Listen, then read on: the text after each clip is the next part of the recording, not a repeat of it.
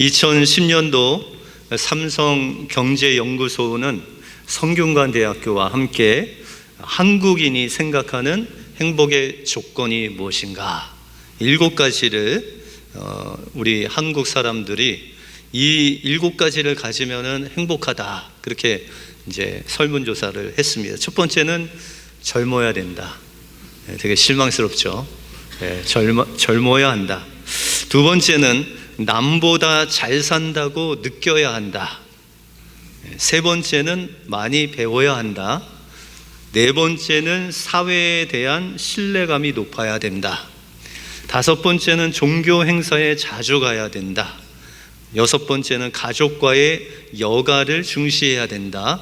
마지막 7번째는 결혼 유무는 행복과 무관하다. 그래서 이 젊은이들이 요새 결혼을 안 하시는지 모르겠는데, 여러분들 이렇게 한국 젊은 사람들, 한국 사람들은 이런 걸 가져야, 이거를 해야 행복하다라는데, 여러분들 그리스도인들의 행복의 조건은 무엇입니까? 젊어야 돼요? 어떻게? 좀 결혼 안 해도 돼요? 뭐 그런 것보다는 물질이나 명예나 눈에 보이는 것을 가짐으로 행복하기보다는 바로 하나님과 올바른 관계, 이 사랑의 관계가 맺어질 때 우리는 행복하다라는 것이죠. 여러분들 자녀들은 우리 자녀가 어떻게 자라줬으면 좋겠어요? 여러분들의 자녀가 나는 이렇게 좀 자라줬으면 좋겠다. 뭐 판사, 의사, 뭐 변호사, 뭐 이렇게 자라줬으면 좋겠어요? 그거는 이제 따라오는 거고, 여러분들 대부분 부모 되신 분들은 자녀들 향해서 우리 자녀들이 건강하게만 잘 자랐으면 좋겠다 이렇게 생각하시죠? 별로 그렇게 생각 안 하세요? 네, 꼭 그거 돼야 돼요? 네. 그렇게 생각 안 하고, 우리 부모님들은 우리 자녀들이 그냥 건강하고 그냥 자기만 행복하고, 또 크리스찬이니까 좀 바르고 정직하게 그렇게만 좀 살았으면 좋겠다 그렇게 하면 되죠. 여러분들 그리스도인의 행복이 또 마찬가지입니다. 하나님께서 여러분들에게 바라는 것은 여러분들이 뭐 봉사 많이 하고 막 은사가 많아서 뭐 사회에 큰 공헌을 세우고 뭐 이런 것보다는, 그런 거는 이제 따라오는 것이고, 여러분들이 건강하게 자라주기를 원하신다라는 거죠. 여러분들 건강하려면 어떻게 해야 돼요? 잘 먹어야 되겠죠? 그죠? 어떻게 말씀을 잘 드시고 계세요? 그러면 두 번째는 뭐 해야 돼요? 잘 놀아야 되겠죠. 여러분들 운동 열심히 하시죠? 그리고 세 번째는 뭐 해야 돼요? 잘 주무셔야 되죠. 그죠? 요 세 가지만 잘해도 건강을 유지할 수 있다라는 것이죠. 근데 우리가 하나님의 영적으로 하나님 앞에서 건강하려면 하나님 말씀 잘 먹고, 그죠? 그 말씀대로 잘 살고, 그게 이제 순종하는 거죠. 그렇게 살면은 하나님께서 기뻐하시는 하나님의 자녀가 된다. 여러분들 노아가 성경에 보시면 의인이다, 하나님이 기뻐하시는 자였는데, 노아가 한 일이 뭐예요? 그가 평생 동안 한 일이라곤 하나님이 명령하신 방주 만들었어요. 근데 그 방주를 평생 만들었는데 어떻게 만들었냐면 그냥 하나님이 지시하시는 대로, 명령하시는 대로 그냥 그렇게 순종하며 살았어요. 세상 사람들은 비웃고 조롱하고, 야 너는 좀 먹고 즐기고 살아야지 어떻게 그냥 방주만 평생 짓냐, 그렇게 했는데도 불구하고 그냥 평생 하나님 앞에 순종하며 살았어요. 근데 세상 사람들이 노아를 봤을 때 속으로 뭐라고 그럴까요?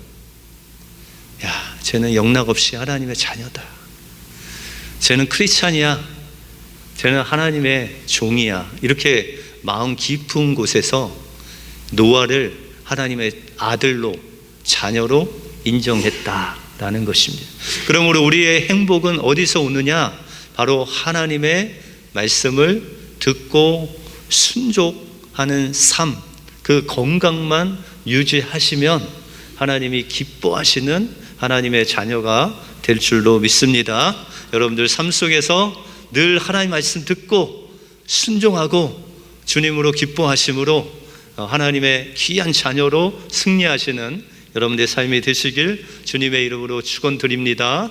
오늘 본문을 통해서 화평케 하는 자는 어떤 사람이고 우리가 하나님의 아들로서 살아가는 삶이 하나님께서 얼마나 복된 삶인가를 오늘 본문을 통해서 살펴보겠습니다. 먼저 화평케 하는 자는 어떤 사람이냐? 내가 있어야 할 순종의 자리, 사랑의 자리에 있는 사람이 화평케 하는 사람이다 라는 것입니다. 오늘 본문에 보시면 화평케 하는 자는 복이 있다. 그런데 이 화평케 하는 자를 원문에 보시면, 헬라어로 보시면 호이 에이렌의 포이레오라고 말씀하십니다. 포이오이라고 말씀하시는데 이것은 화평에 속한 자가 아니라 화평을 실천하고 화평을 만들어내는 자, 여러분들이 잘 아시는 피스메이커로 살아가는 그런 사람을 가리켜서 화평케 하는 자라고 말씀하고 있습니다. 그런데 이 화평은 원래 그 의미가 뭐냐면 원래의 자리에 있을 때 화평하게 됩니다. 여러분들 오늘 예배 일찍 오셨잖아요. 그리고 예배를 준비하고 기도하시고 이렇게 예배를 들으니까 마음이 어떠세요? 편안하세요? 불안하세요? 네? 빨리 집에 가고 싶어요? 네. 여러분들 마음이 편안하시죠? 만약에 지금 집에 계시다면 여러분들 마음이 어떨까요? 네, 불안하죠. 왜요? 여러분들이 있어야 할 자리가 여기이기 때문에 여기에 있는 그 자체가 바로 화평하게 하나님이 마음에 평강을 주신 거죠. 저도 때때로 이제 모임이 있어서 가면 맨 말석에 앉습니다. 기분은 어쩔지 몰라도 거기 있으면 마음은 편해요. 혹시라도 좀 위쪽으로 가라고 하면 더 좋은 거고 그냥 있으면은 그냥 마음이 편해요. 그런데 갔는데 시간을 조금 늦게 가서 상석이 있으면 거기는 또 앉기가 싫어요. 근데 거기 앉아 있으면은 마음이 편치 않아요. 언제 밑으로 내려갈지 모르잖아요. 그래서 내가 있어야 할 그 자리에 있으면은 마음이 편하다라는 것이죠. 그래서 이 편안한 것은 내가 있어야 할 자리에 있을 때 하나님께서 평안을 주시고 화평케 하신다라는 것이죠. 그러면 우리가 있어야 할 자리는 어디냐라는 것이죠. 하나님께서 창세기 1장 28절에 보시면 우리 모두를, 여러분들 모두를 어떻게 만드셨냐면 하나님의 형상대로 만드셨다. 하나님의 형상대로 만드신 다음에 하나님께서 복을 주셨다. 그렇게 말씀하고 있습니다. 그런데 그 복이라는 단어가 바라크라는 단어인데 무릎을 꿇다, 경배하다, 순종하다 그런 뜻이에요. 다시 말해서 우리가 하나님 앞에 무릎을 꿇고 순종하는 그 자리에 있는 것이 하나님께서 우리에게 주시는 복이다. 그렇게 말씀하고 있다는 것이죠. 그래서 하나님께서 아담에게 말씀하시기를 야, 너 이 모든 동물들, 이 자연 만물을 네가 관리하고 경영하라. 그래서 아담이 나가서 코가 긴 짐승을 봐서 뭐라고 졌어요? 이름을? 코끼리라고 지고, 목이 긴 짐승을 기린이라고 짓고, 이렇게 동물의 이름을 지었어요. 그때 아담의 마음은 편안했을까요? 편치 않았을까요? 편안했죠. 왜요? 하나님께서 명령하신 그 말씀에 순종하는 자리에 서 있었기 때문에 그 마음이 편안했다라는 것이죠. 그런데 이 아담과 하와가 하나님께서 명령하신 그 말씀에 불순종해서 그 순종의 자리가 아닌 불순종의 자리로 가서 그곳에서 하나님 말씀에 불순종해서 선악과를 먹었습니다. 그 마음이 어땠을까요? 그 마음이 죄로 인해서 이제 하나님과의 관계가 깨지고 화평을 잃어버립니다. 그래서 어디에 가서든 그가 무엇을 하든 짐승에게 이름을 지었던 에덴 동산에 있던지 간에 그 마음은 불안해질 수밖에 없었다라는 것이죠. 그런데 하나님께서 그것을 아시고 우리 독생자 예수 그리스도를 이 땅에 보내주셔서 여러분들의 그 화평을 위해서, 원래 있어야 할 자리에 돌아가게 하시기 위해서 그 십자가에서 피 흘려 죽으심으로 인해서 그것을 믿는 자마다 원래의 자리로 돌아가는 놀라운 은혜를 우리에게 주셨다라는 것이죠. 다시 말해서 십자가의 보혈로 다시금 하나님과의 관계가 회복되고 평강이 여러분들 마음속에 임하게 되었다라는 것이죠. 그러면 우리가 이 화평을, 평강을 받은 자들로서 그러면 어떻게 살아야 되는지를 성경에 말씀하시는데, 우리가 히브리서 12장 14절에 보시면은 같이 한번 읽을까요? 시작. 모든 사람과 더불어 화평함과 거룩함을 따르라. 이것이 없이는 아무도 주를 보지 못하리라.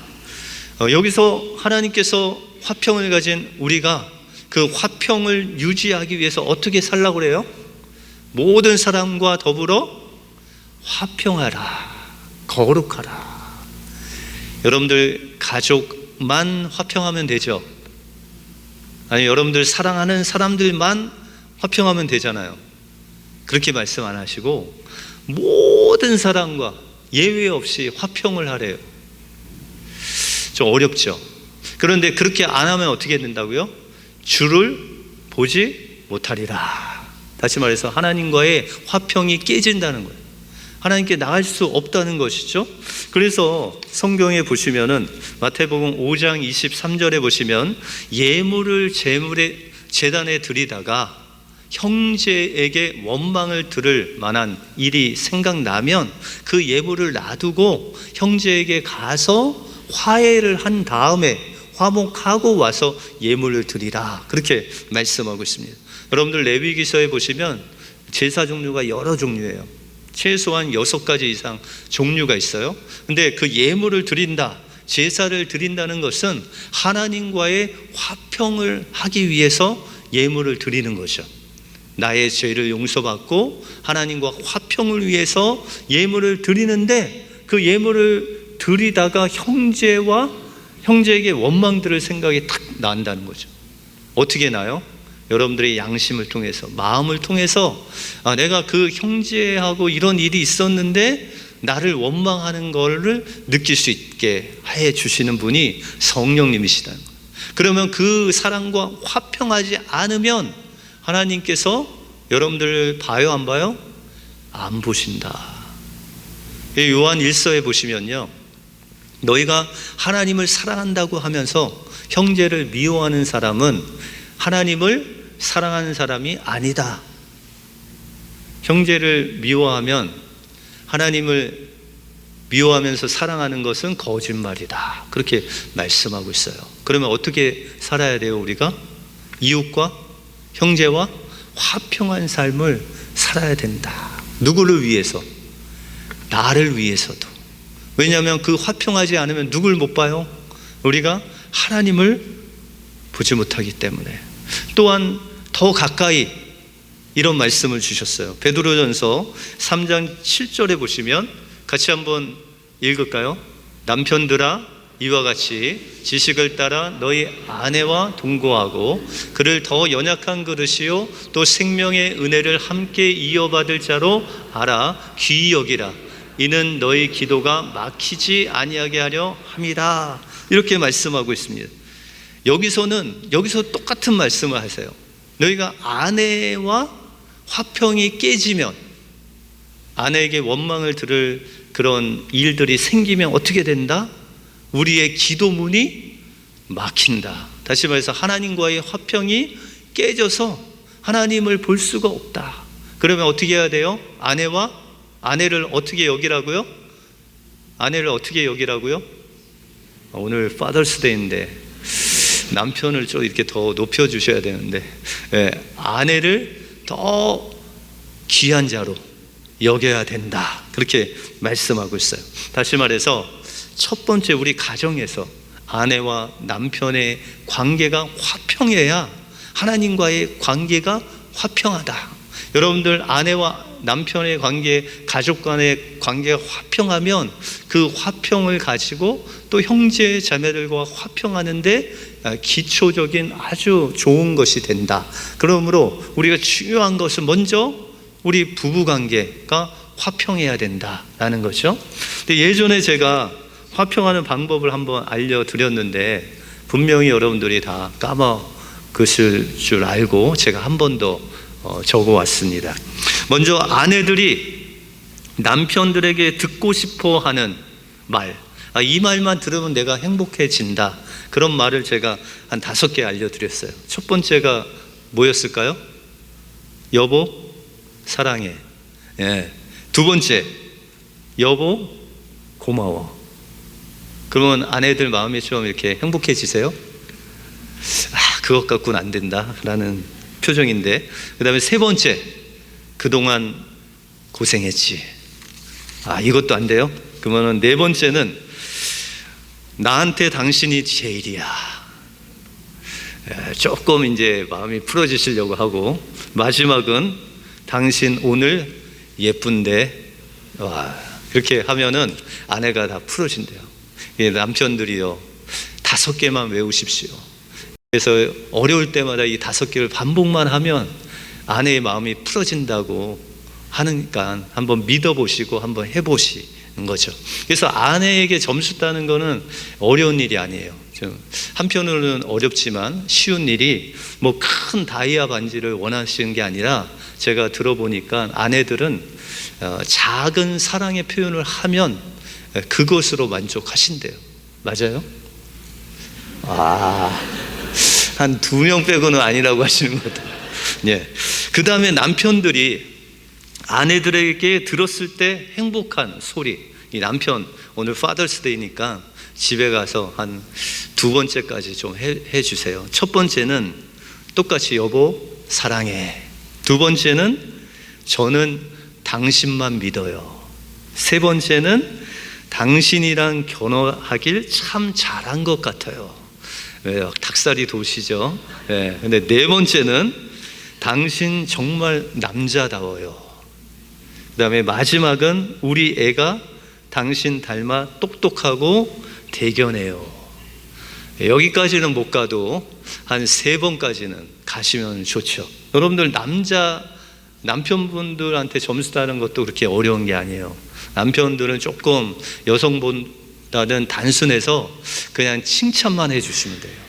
그냥 뭘 잘못했어도 그냥 잘했다고만 해주시면 돼요. 그러면 남편들이 행복을 느낀다라는 것이죠.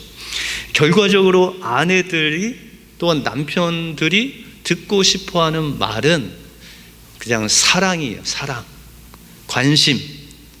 그래서 사랑한다고 하고 또 존경한다고 하고 또 순종한다고 하면 거기에 화평이 온다. 그런데 이것은 누가 먼저 실천하신 거예요? 예수님이 스스로 종으로 오셔서 우리를 사랑한다고 그렇게 말씀하시고 우리에게 사랑을 베풀어 주셨다라는 것이죠.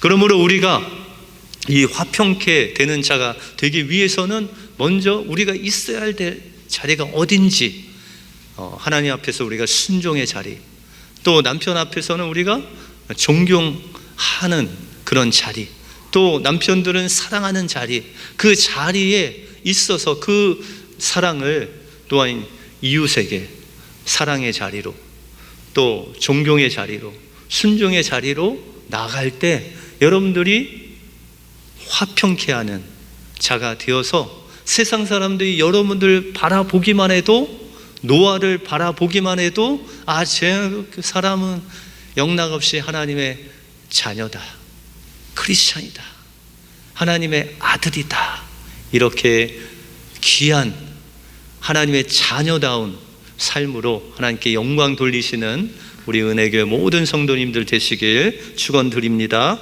다음으로 화평케 하는 자는 화평을 실천하는 사람이다, 그렇게 말씀하시죠. 여러분들, 우리가 이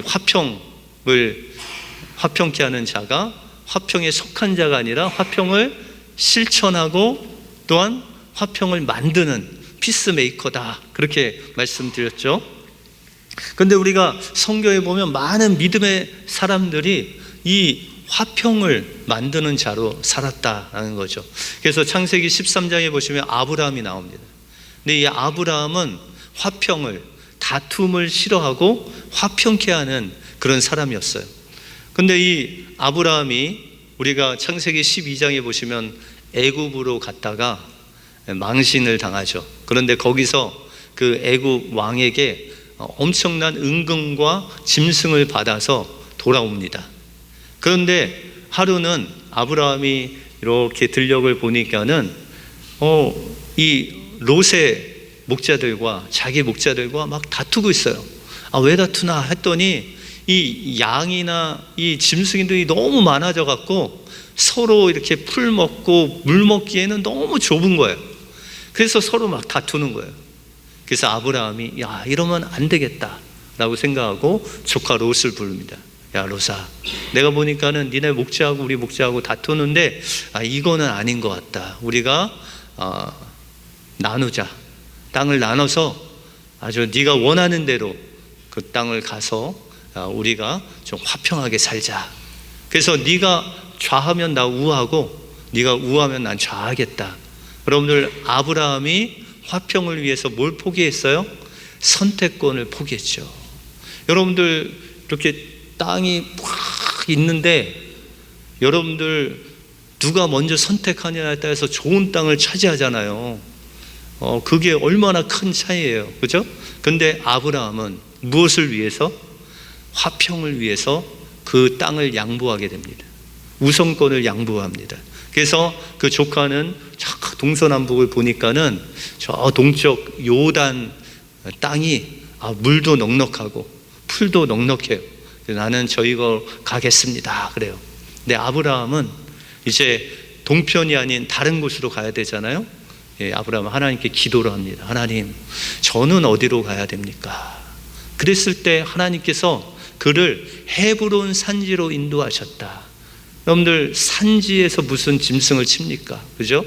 평원에서, 평지에서 짐승을 길러야 되는데 하나님께서 아브라함이 아주 불편한 그 헤브론 산지를 주셔서 그곳에서 짐승들을 기르게 하셨다. 그런데 나중에 보면 하나님께서 이스라엘 백성들을 가나안 정탐을 보내는데 어디로 보내요? 젖과 꿀이 흐르는 헤브론 땅으로 보내지 않습니까? 궁극적으로는 그곳이 하나님께서 우리에게 허락하신 천국과 같은 곳이 바로 이 헤브론 땅이었다라는 것이죠. 그런데 이 아브라함만 이런 것이 아니라 그의 아들의 삶을 봐도 그도 화평을 위해서 살았다라는 거죠. 여러분들, 이삭도 이런 기근이 만났을 때 블레셋 땅으로 이 남서쪽에 있는 이 블레셋 땅, 그랄 땅이라는 곳에 가서 그곳에서 살았어요. 근데 그 남의 땅에서 사는데 농사를 졌는데 100배의 축복을 주셔서 성경에 보시면 이삭이 거부가 됐다, 그렇게 말씀하고 있습니다. 하나님이 축복하신 거죠. 그런데 이 거부가 된 이삭을 보니까는 누가 배가 아파요? 그랄 땅에 사는 사람들이 배가 아픈 거죠. 이삭이, 그것도 자기 민족도 아니고 이방 민족이 와서 저렇게 거부가 되니까는 배가 아파갖고 이제 찾아왔어요. 그 당시에는 물이 귀하기 때문에 우물을 파서 물을 길렀는데 그 우물을 달라는 거죠. 이삭이 어떻게 했을까요? 그것을 그냥 주고 갔어요.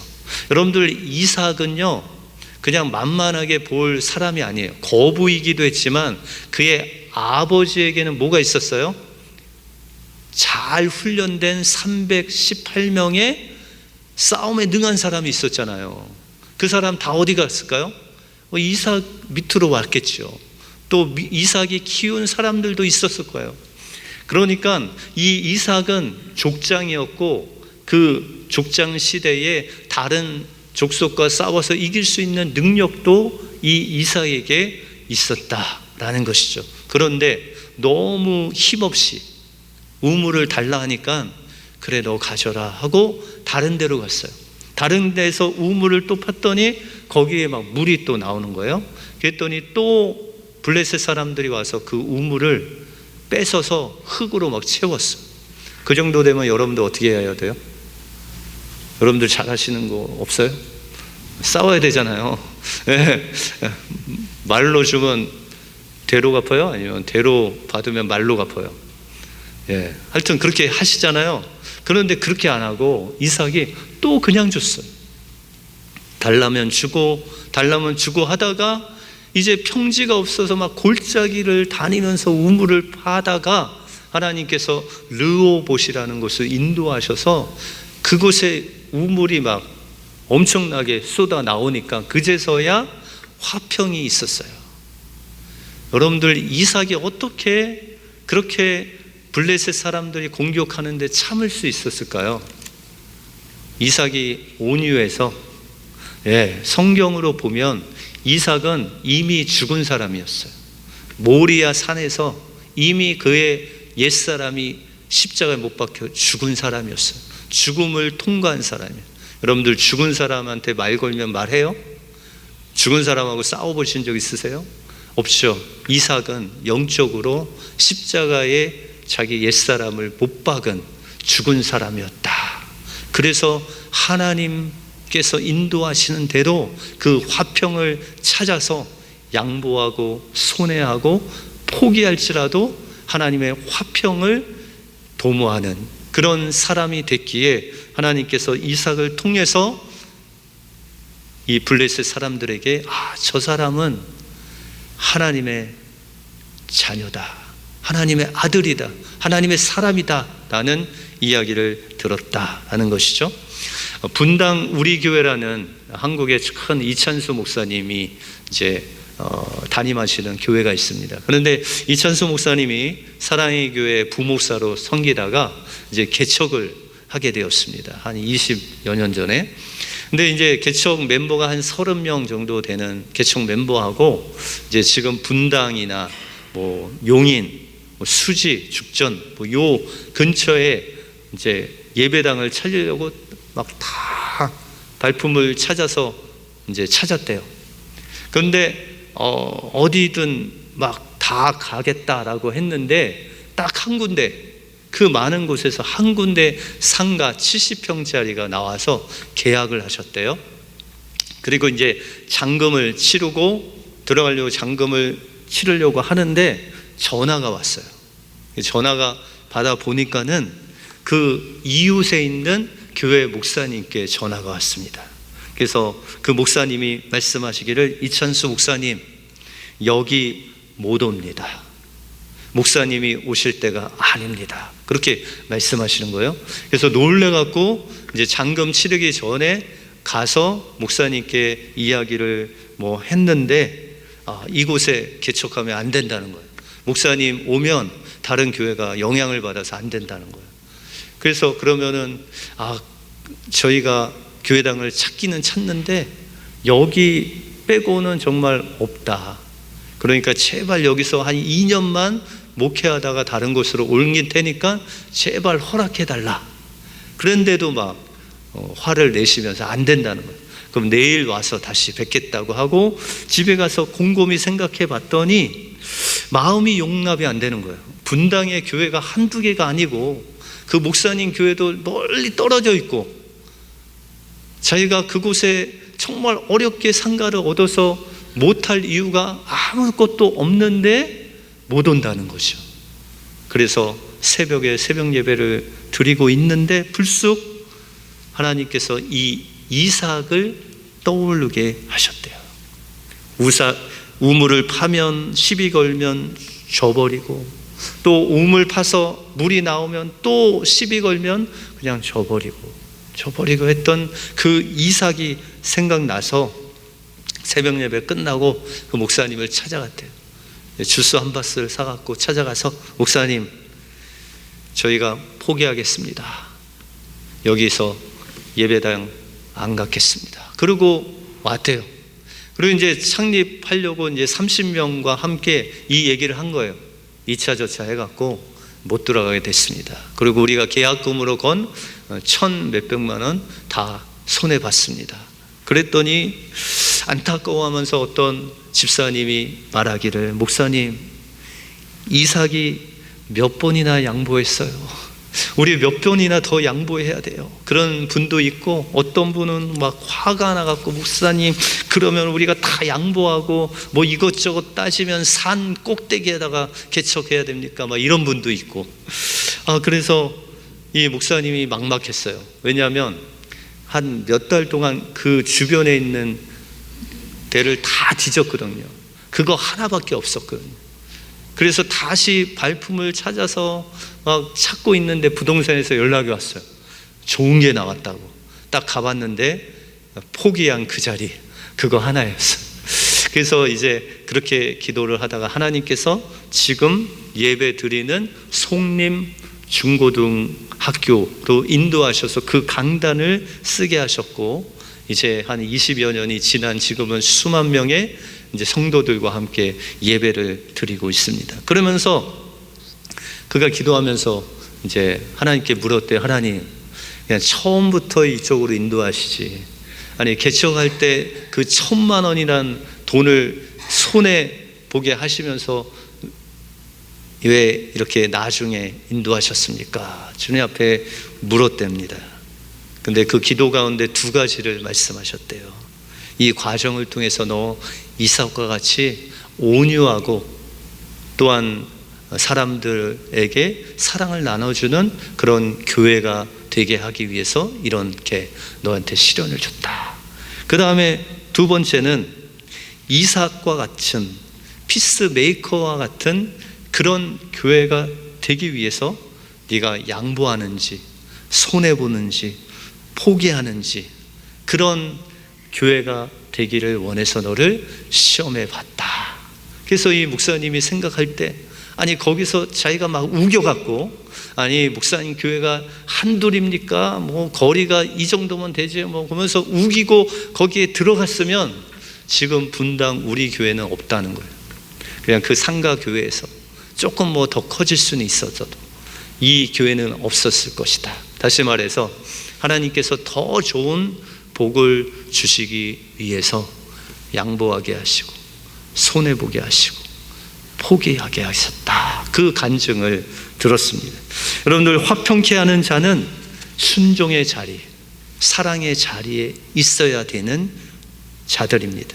그래서 아내는 남편을 존경하고 또 남편은 아내를 사랑하고 또 이웃을 내 몸과 같이 사랑하는 그 자리에 있을 때 하나님께서는 우리를 가리켜 하나님의 아들이다, 일컬어 주신다라고 말씀하시고, 화평케 하는 자는 양보하고 손해보고 포기해도 화평을 실천하는 자가 바로 화평케 하는 자다라고 그렇게 말씀하고 있습니다. 그러므로 우리가 하나님께서 우리에게 주신 이 귀한 축복의 말씀을 붙잡고 우리가 때로는 화평을 위해서 손해보고 양보하고 포기할지라도 그것을 통해서 하나님께서 더 좋은 것으로 인도하시는 그 놀라운 주님을 믿고 여러분들 가정에서 또 이웃과 함께 화평을 나누실 뿐만 아니라